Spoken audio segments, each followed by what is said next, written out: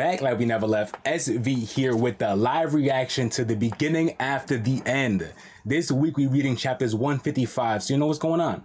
Hope y'all had a good 3-week hiatus. I'm finally so happy to see T-Bait is back. But the cliffhanger was last chapter we saw our boy Arthur set off onto this next part of his training. So we're going to see what's up with that, so let's hop in. T-Bait chapter 155. Easier said than done, bro. I'm so hyped to be back with our boy Arthur again, bro. Let's see what's cracking with our boy. So, right off the bat, we see a giant cliff with all these pink flowers and stuff like that. Right into the forest where we see these like 3-tailed squirrels. So now this is where Arthur's gonna be spending his time at, bro. You see the squirrel perk up, huh? Yeah, and we see Arthur jump out the bushes to try to catch these squirrels. He's probably trying to get some food, bruv. Jump out the bushes to get their squirrels, and they just dip off. Damn, this bell. Oh yeah, I forgot. He has to wear a bell at all times. That's so funny. Ding, ding, ding, ding.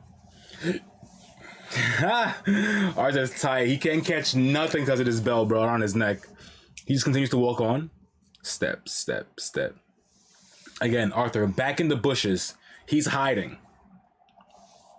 After a few days of observing the raptor squirrels, I learned that the bell wasn't the only thing alerting them to my presence. Ooh, so it wasn't just the bell. So again, we see Arthur steady stalking these raptor squirrels, bro. You see Arthur peeking through? The bell definitely didn't help, but I learned that they were also very sensitive to my mana. Interesting. So is he gonna have to learn some kind of like mana concealment, bro? See Arthur, again, just sitting contemplating this shit. Man's probably starving. Raptor squirrels were at the bottom of the food chain and had developed extremely acute senses to make up for their lack of physical strength. Well, it makes sense for sure. Hiding my presence wasn't enough to lure them. I had to figure something else out first, okay? How to catch them was something I would have to figure out later. Yo, Arthur, steady trying to catch these squirrels, bro. Cannot do it. They just keep dipping off. Arthur, back in the bushes, bro. Whoosh. Okay, so we see Arthur. I tried withdrawing all the mana that continuously circulated in my body. Leaving my body unprotected in these unfamiliar grounds was a risk I had to take. Okay. So to try and catch these raptor squirrels, right, because they're so sensitive to his mana, he's trying to like literally withdraw all the mana in his body. That's fucking crazy, bro. That is dangerous, boy. But it wasn't enough to just retract my mana. And we see a beautiful panel of our boy Arthur here just meditating, bro. Beautiful.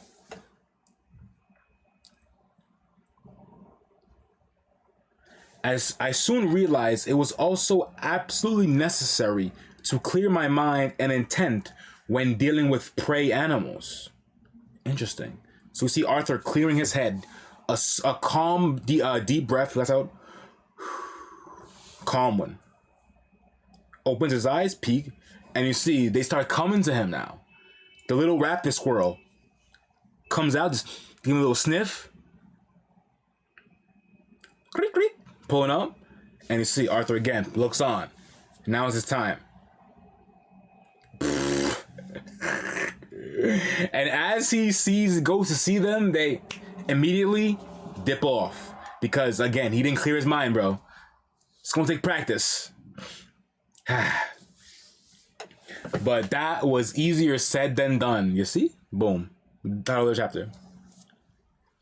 It took a few more days, but I kept testing their limits and learned 3 things. The first was that leaking even a bit of purified mana didn't necessarily drive them away, but alarmed them to the degree that it would be impossible to catch one. Interesting. The second interesting thing I learned was that internalizing mana inside my body did not trigger their alarm signal. But too much concentration and focus did force my intent to bleed out, causing them to scatter. The last thing I learned, and perhaps the most useful, was that internal mana flow did not startle or even prompt them to take notice. Whoa.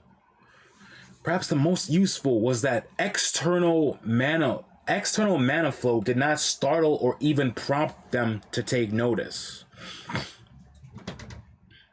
What the heck? So we see Arthur picked up some mushrooms and stuff, makes like a little trap, I guess, with some leaves, some mushrooms, stuff like that, to try and catch these squirrels. Arthur again, meditating, calm, trying to clear his mind, and has the little food right in front of him, bro. Oof. I love this. And we see, as Arthur's meditating, we see aura from what I assume is, all the mana elements. We see a red one for, I assume, fire. Then we see water. We see the green is wind. And we see a kind of like pinkish one, like brown one. That's like probably the earth. Kind of sick. As an augmenter, the mana channels responsible for spreading purified mana through my core from my core throughout the rest of my body were more prominent than mana veins, which were used to absorb unpurified and atmospheric mana into my body. Yeah. Rip Kobe, rip Juice, rip King T'Challa. Your partner, it's cracking butter. The color theme element is the same as Fortune Ladies, bro. Great minds, bro. Great minds.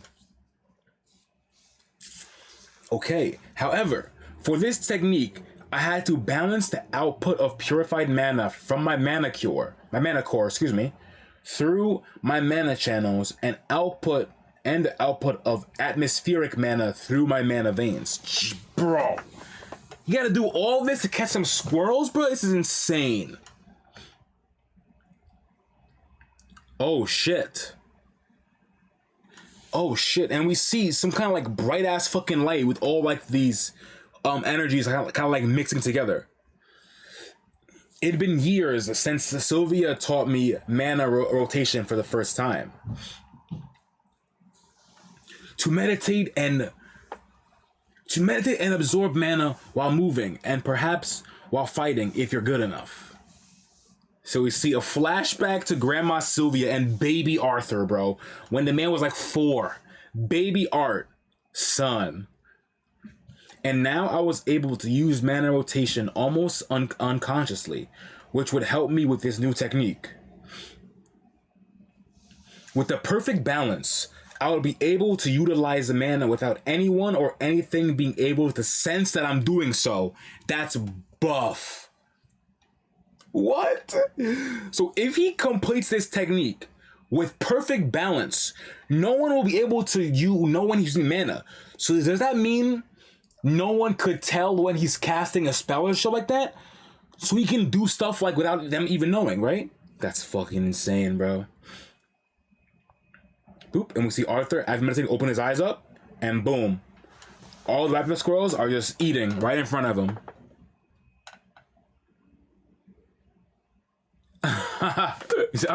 Yes!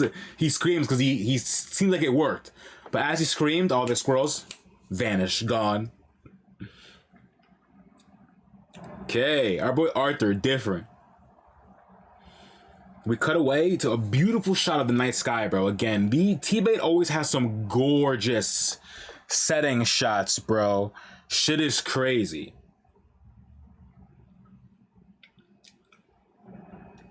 Having to resupply my mana core every few minutes is slowing down my progress a lot, excuse me.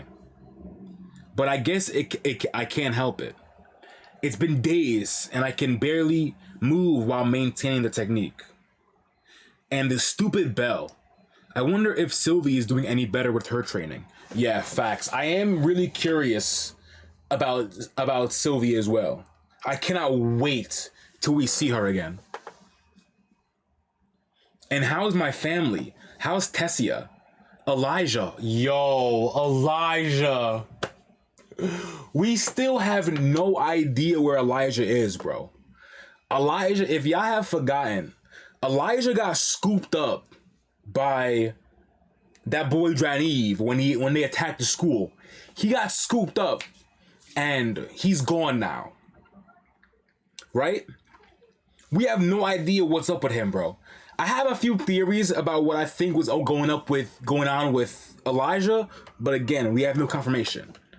And also, I love how he's thinking about Tessia. You know what I'm saying? Our ship. Well, Arthur? No. I have to focus on training. That's the only way I can get back to them. This is my boy Arthur going through it. Going through it at night. Morning comes. Our boy Arthur once again. Personally, I think he's evil now. Just waiting to see. Yeah, who knows? Evil now is definitely a possibility, bro. It's definitely really, really possible that the next time we see Elijah, we're gonna have to fight him. You know what I'm saying? My theory was that I feel like he low-key might be one of these half-bloods that the Akhlaya clan, whatever they're called, that they created. He might be a half-blood, bro, because we've seen that weird aura he had, and then we've seen those like dark spikes. We've seen him do a lot of weird things. I feel like he might be a half-blood, bro. So we cut back to our boy Arthur, man. But again, no, we have no confirmation or any idea what's up with that boy Elijah, so. I need to be able to use mana in bursts and pounce on the raptor squirrels before they can react to the sound of my bell. I need to reach the tree by the time the bell chimes. Jesus. Yeah, we knew he wasn't a dwarf for sure. Because even when he was introduced, it was said that he was only raised in the dwarf kingdom, you know? He is humanoid or human. Like a nigga like Arthur, you know? He's not like an elf or anything like that. Like, he's human. But we don't know what's exactly up with him, because he is weird in some ways. To do this, I need to utilize enough mana to instantaneously move at a speed fast enough to not shake the bell. That's fucking insane. Did you hear yourself, bro? Man says, to do this, I need to use enough mana to instantaneously move at a speed fast enough to not shake the bell. What? All while balancing the input and output of atmospheric mana and my purified mana to camouflage my presence from the raptor squirrel's tail, until I arrive at the location. Yo, this is insane. If my man pulls this off and then he's able to do it while fighting, bruv. Ding ding. Again. Son. Yo. So then you just see Arthur, just like a bunch of after images of Arthur just moving around this little campground, bro, as he's trying to move faster than this fucking bell on his neck. Wild. Again. Ding ding. Bro. Cordry stressed that controlling mana flow and power while manipulating your presence to either hide or emit was critical to throw off your opponent's senses. Yup. Ooh, Cordry was even saying this too, and now he has to put it into action, which I really like. Cordry was saying stuff like this in the first part of their training, but now Arthur in the wild has to somehow find a way to put it into action. Erasing your presence by using the barely traceable atmospheric mana to mask the output of your own mana and instantly gaining speed to reach your opponent. Bro. Is this Is this the skill that Winsome is trying to test? Bro, Winsome is on some shit. So again, we do see a kind of like dark aura around Arthur as he's walking around doing whatever training he is right now. Our boy continues to walk through this forest. Who knows how long he's been walking? All we see his footsteps. Again, sun's going down the whole day. Man been walking the entire day. Sun's going down. We see the stars and shit.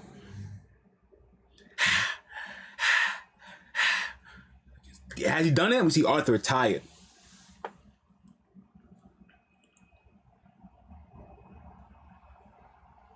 What is this boy planning? So Winsome is watching, bruh. So I wonder if Arthur can't know Winsome is there, right? There's no way. Winsome is watching by also hiding his presence, I'm assuming. And he goes, what is the boy planning? It's been 2 weeks. Maybe I had too much faith in him, but I thought he would have been able to catch a squirrel by now. Their tails may be able to sense any mana fluctuation or movement in the area, but they're simple-minded. All the boy has to do is erase his presence and stay motionless with some bait in his hands.